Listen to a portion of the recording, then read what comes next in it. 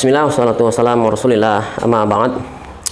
Teman-teman Indonesia tanpa riba, ya. Jadi kalau kita bicara bebas riba, sebetulnya kita bicara tentang bagaimana hari ini bisnis industri keuangan itu harus menyesuaikan dengan keyakinan beragama kita terkait dengan haramnya ya praktek pembungan. Ya, jadi kalau ada orang bertanya apakah bisa bebas riba? Ya jawabannya tentu tidak. Ya karena ini adalah industri, ya ini adalah bisnis. Ya, bayangkan ketika kita berjualan lalu ada orang datang mau membeli dengan harga pokok saja, tidak mau dengan untungnya. Ya, tentu sebagai penjual kita akan ya menolak gitu ya, alih-alih mungkin juga akan marah. Itu juga yang akan terjadi sekarang. Itu kondisi yang hari ini kita hadapi.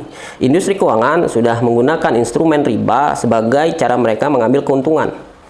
Jadi, kalau kita bicara upaya bebas riba yang kita lakukan secara individu, ya tentu kita akan berhadapan dengan tembok besar ya terkait dengan kenyataan tersebut. Ya, maka itulah kemudian kita melakukan advokasi. Kalau bicara advokasi itu bicara kita kolektivitas, kita bicara menggalang kekuatan bersama-sama, ya melakukan koalisi-koalisi, campaigns demi tujuan untuk ya tadi hak-hak kita untuk tidak bayar riba. Jadi buat teman-teman semua yang sampai hari ini masih kebingungan, yang sampai hari ini kemudian juga masih mencari-cari cara, ya faktanya setelah kita tahu apa yang menjadi caranya, belum tentu kita berani. Ya ini faktor psikologis, sudah sangat lumrah lah. Karena kita yang terima uang, kita tanda tangan, ketika kita tahu cara, dalam pengertian cara itu kan adalah hal umum yang biasa dilakukan ya, misalkan mengajukan surat, bernegosiasi dan seterusnya, ya. Yang kalau kita bicara yang sudah berani pun ya belum tentu berhasil, karena ini adalah industri ya, orang lembaga kreditur ya atau kreditur itu memang mencari untung dengan cara begini, kita gangguin bisnis orang ya. Ingat itu, kita upaya bebas riba kita itu gangguin bisnis orang ya. Kebayang nggak kalau kita punya urusan digangguin ya, itu boleh jadi akan mendatangkan ancaman tersendiri itu ya. Makanya kembali lagi, ayo kuatkan persatuannya.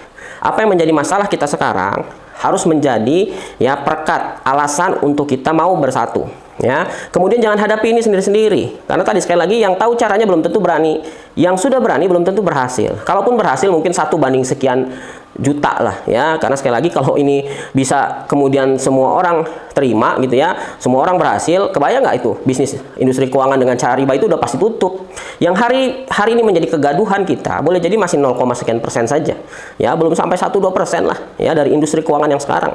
Artinya kalau sudah nanti sudah masuk kepada ya persentase yang lebih besar, saya kira tadi ancaman itu terkait dengan karena kita gangguin bisnis orang ya pasti akan datang. Dan ketika itu mudah-mudahan kita semua sudah siap ya, baik itu dari secara persatuan ataupun secara regulasi ya, solidaritas dan yang lain-lain ya. Karena itu mulai dari sekarang apa yang menjadi masalah ini harus bisa menjadi alasan yang kuat buat kita mau sama-sama membangun kolektivitas ya, menggalang ya barisan yang kokoh gitu ya. Maka diantara upaya bebas riba itu diantara juga adalah kita bisa ya membangun ikatan perseorangan yang kuat atau yang kita sebut belakangan ini dengan istilah guyub. Ya, jadi ikatan perseorangan yang kuat inilah bentuk advokasi tersendiri tuh, baik secara hukum ataupun secara ekonomi nantinya. Ya, apalagi kalau kita bicara Islam, doktrin persatuan itu begitu kuat. Alaikum bil jamaah. Begitu ya sabda Rasulullah SAW. Ya, jadi bersama-samalah berjamaah gitu ya. Bahkan di dalam Islam kalau kita bicara soal upaya memecah belah itu, ancamannya juga nggak kalah ngeri gitu ya, sebagai gambaran bahwa upaya persatuan itu memang betul-betul kita butuhkan. Ya, dan jangan lupa kalau kita bicara hikmah dari doa Rasulullah SAW yang tertolak diantaranya adalah supaya umatnya mau bersatu, tetapi Allah tidak perkenankan doa itu. Ya, saya kira ada hikmah tersendiri berkenaan dengan itu. Ya, makanya sekali lagi, ayo kita kuatkan persatuan. Kalau karena masalah kita tidak bersatu, lalu mau karena apa lagi? Ya, sudah kita sama-sama dibuat susah, lalu kemudian kita menyusahkan diri kita lagi karena kita masih mau mengindividu, masih mau masing-masing, masih suka berpecah belah ya. Jadi kembali lagi, upaya bebas riba itu tidak bisa kita lakukan secara perseorangan. Kita membutuhkan kebersamaan. Karena itu sudah yang menjadi masalah ini kita kumpulkan lalu kita selesaikan ya sambil berbagi peran. Jangan semuanya menyelesaikan masalah ini satu demi satu, menyelesaikan masalahnya sendiri. Karena kalau dengan cara begitu sumber dayanya akan habis. Kebayang setiap orang harus melalui ya penyelesaian, membuang waktunya, energinya, sekurang-kurangnya moodnya akan terganggu lah ketika dia melakukan upaya-upaya untuk bisa bebas riba, karena tentu tidak akan berlangsung dengan mudah.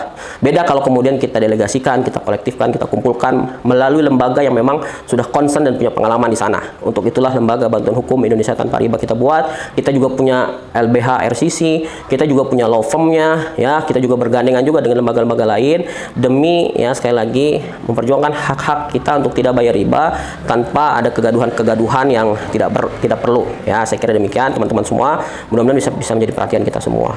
Ya, dan Allahu wa yakum ajmain.